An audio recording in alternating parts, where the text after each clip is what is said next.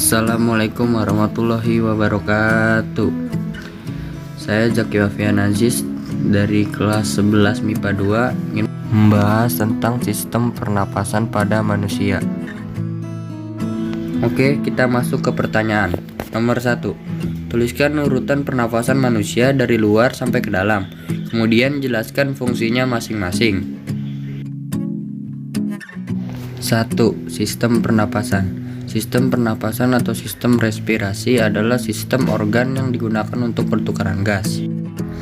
A. Hidung. Hidung merupakan organ pertama yang dilalui udara saat kamu sedang bernapas. Selain hidung, udara juga masuk melalui rongga mulut. Di dalam rongga hidung ada rambut-rambut dan selaput lendir. Rambut dan selaput lendir itu berfungsi untuk penyaring, penghangat, dan pengatur kelembapan. B. Faring. Faring merupakan persimpangan antara kerongkongan dan tenggorokan untuk saluran pernapasan. Di dalam terdapat katup yang disebut epiglotis yang berfungsi sebagai pengatur jalan masuk ke kerongkongan dan tenggorokan. C. Laring. Laring adalah pangkal tenggorokan yang terdiri atas kepingan tulang rawan membentuk jakun dan terdapat celah menuju batang tenggorokan disebut glotis. Di dalamnya terdapat pita suara dan beberapa otot yang mengatur ketegangan pita suara, sehingga timbullah suara atau sumber bunyi. D. Trakea.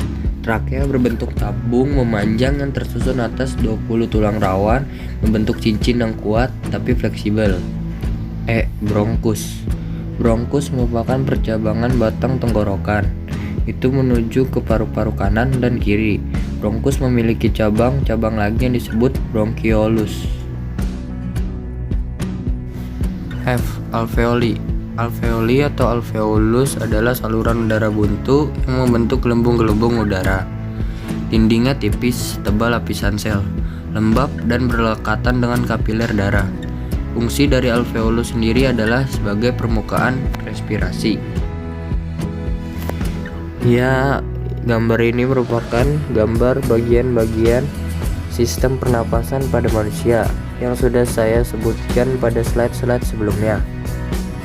Pertanyaan nomor 2. Jelaskan proses pernapasan dada dan pernapasan perut, baik inspirasi ataupun ekspirasi. Oke, yang pertama pernapasan dada, fase ekspirasi.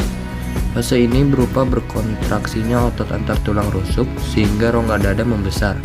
Akibatnya, tekanan dalam rongga dada menjadi lebih kecil daripada tekanan di luar, sehingga udara luar yang kaya oksigen masuk ke dalam tubuh. Oke, selanjutnya pernapasan dada pada fase ekspirasi. Fase ini merupakan fase relaksasi atau kembalinya otot antara tulang rusuk ke posisi semula, yang diikuti oleh turunnya tulang rusuk sehingga rongga dada menjadi kecil. Sebagai akibatnya, tekanan di dalam rongga dada menjadi lebih besar daripada tekanan luar, sehingga udara dalam rongga dada yang kaya karbon dioksida keluar.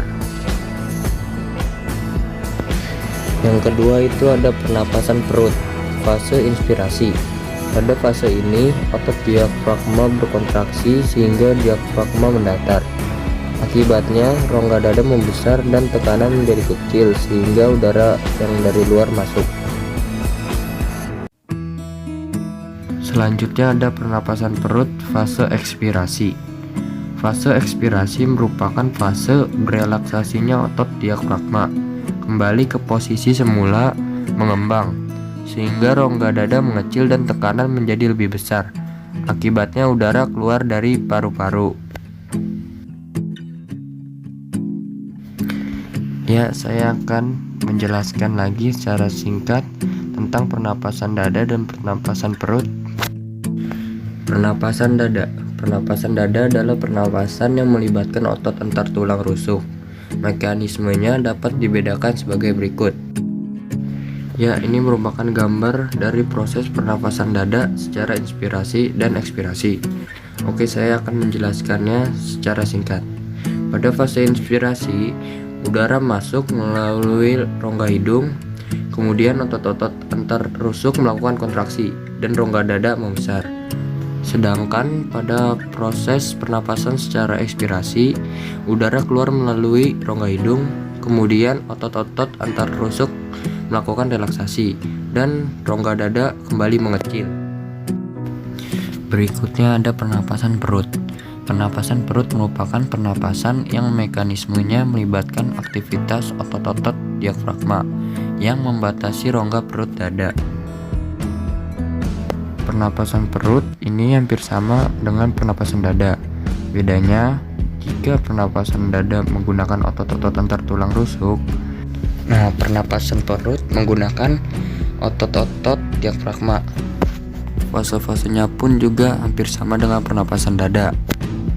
Pada pernapasan perut, fase intrinsik, otot-otot antar diafragma itu berkontraksi, sehingga diafragma itu mendatar.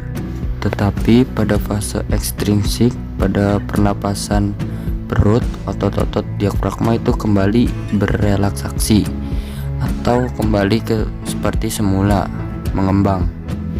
Ya, itu saja dari saya. Bila ada salah-salah kata atau materi yang kurang jelas, mohon dimaklumkan. Wallahul muwaffiq ila aqwamit thoriq. Wassalamualaikum warahmatullahi wabarakatuh.